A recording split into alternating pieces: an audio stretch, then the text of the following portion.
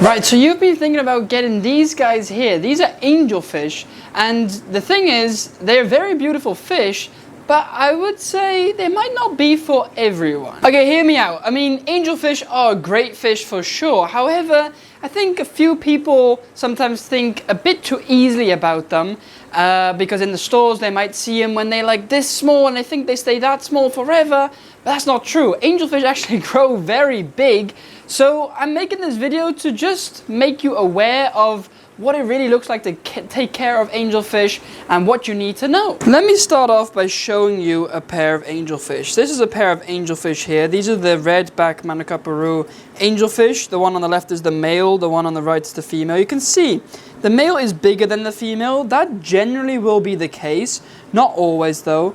The colors on these are not that great right now. They're a little bit stressed still because I did a water change recently. But you can see that red color there. But normally they have the deep black lines, and that's one thing about angelfish. They can change color based on their mood, so you know that is possible. But yeah, this is a very nice pair of angelfish. Now these are quite big already. I don't know, you can't really see. I mean, it looks tiny compared to my finger, but that's the depth effect, of course.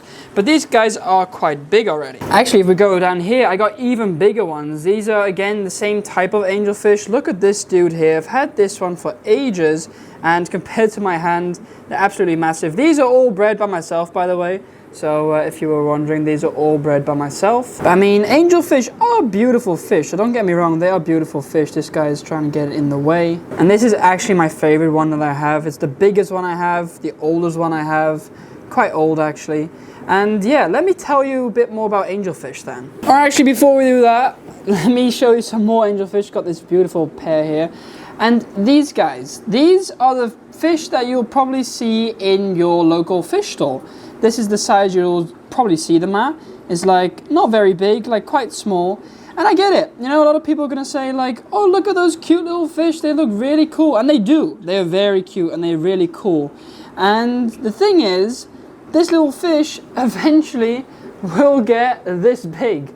And that's just the truth about angelfish. Now, sometimes you'll have people tell you that there are these kind of dwarf angelfish that stay small forever. Now, that's not really true. I mean, I guess you've got, from the wild types, you've got different types of angelfish, and some get larger, like the ultims get very big, and then other ones they stay a little bit smaller. However, the common angelfish you'll find in your local fish store is the Pterophyllum scalare, which is basically, yeah, the common angelfish.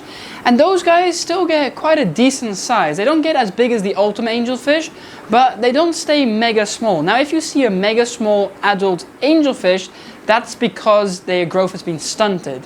So that means you've basically not got a healthy fish. Well, the fish can be healthy, but it's stunted in its growth. So it's never reached its maximum kind of potential. So don't be misled by people who tell you that, you know, there's like dwarf angelfish. That's just not true. I mean, you'll find it on the internet. If you go look up dwarf angelfish, you'll probably find a few AI pictures on it, but it's not true. By the way, if you're wondering if I know anything about angelfish, I mean, I guess kinda yes, because I've kept angelfish for a long time now, at least about 8 years, I think. And in those 8 years, I've bred thousands of angelfish, so I guess I do have quite a bit of knowledge on angelfish. So anyway, we got past that part. Let's move on to care requirements. What do you really need to keep angelfish? Because now we know they don't stay small forever. What do we actually need? What tank size do we need? So if you ask me, you would want a tank size of a minimum of about 200 liters. Got no clue what that is in gallons. Is that like 50 gallons? Like a 50-gallon tank, 55-gallon tank, something like that. I would say that's the bare minimum because if you think about it, they get quite large. And also the thing is, you want to keep them in groups. You don't want to keep them alone. You could keep them in a pair. That's possible. If you got like a proven pair, you can do that. But you don't want to keep them alone. So I recommend getting a group of 5 or 6 and then, yeah, getting those as juveniles. So getting the small ones that you saw in your local fish store, get those, grow them out, group of 6, maybe 8, in a 200-liter tank, about 55 gallon. Then once you grow them out, after a little while, it usually takes about a year and a half until they get that nice big size, they'll naturally start pairing off. You'll get angelfish pairs, and at that point you can have a look. Do you want to separate some pairs out? Do you want to sell a pair? Do you want to breed a pair? You can do whatever you want then. That's up to you. So if you ask me, that is about the right size tank. What do you want to put in the tank? Pretty much anything. You can do whatever you want. They don't mind if it's bare bottom like I've got here. They don't mind if it's fully planted with tons of plants and substrate and everything. They really do not care. Of course, they love a bit of coverage and a bit of plants. That makes them feel even more comfortable. But even without anything, they don't really mind. Now, what else do you need to know? Water parameters, temperature, things like that. I always say water parameters, don't even really look at that. The most common angelfish, they will adjust to any type of water you have, especially if you get fish that are locally bred. They'll adjust to your water just fine. I mean, the story is different once you get wild caught fish, but I'm expecting you as a beginner not to have wild caught fish, if you ask me. Then water temperature, I would say, around 24, 25 degrees Celsius. That'll be totally fine for them. I don't know what that is in Fahrenheit, but that'll be maybe on the screen. I think it's about 75 to 78 Fahrenheit, if I remember correctly. And if you do all of those things, keep them at the right temperature, got a nice little tank for them. Of course, you want your basic water parameters correct, so you don't want any nitrites and ammonia and things like that. But if you got all the other stuff correct, then you'll have some happy angelfish, and they'll be really happy. Now, what other fish can go with them? Actually, quite a bunch of fish. A lot of people always say, you can't keep angelfish with this and this fish because they'll eat them. But I'm kind of disagreeing with that on some points. Let me explain why. For example, some people tell you, you can't keep angelfish with neon tetras. Well, I have neon tetras here. I have angelfish over there. But in my tank inside the Jewel Rio, I've got angelfish with neon tetras. Now, the key to this is to grow them up together.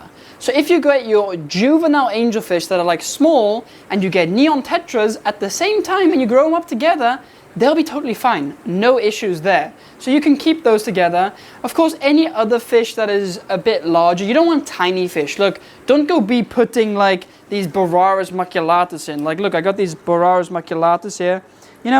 Don't be putting these with angelfish because those are just going to be a live snack. I mean, I'm sorry, but those are just too small. Same thing, honestly, with these cooliloges down here. Very cool fish, but not with angelfish. They're like live spaghetti. So yeah, you can keep them with other fish. Now, let me think. What else do I have to tell you? I think I've pretty much told you everything because I've gone over all the care requirements. Now, if you want to know how to breed these guys, I can also tell you that. However, I've got a whole video on how to breed angelfish. That video will be up here. Go watch that, or it'll be up there somewhere.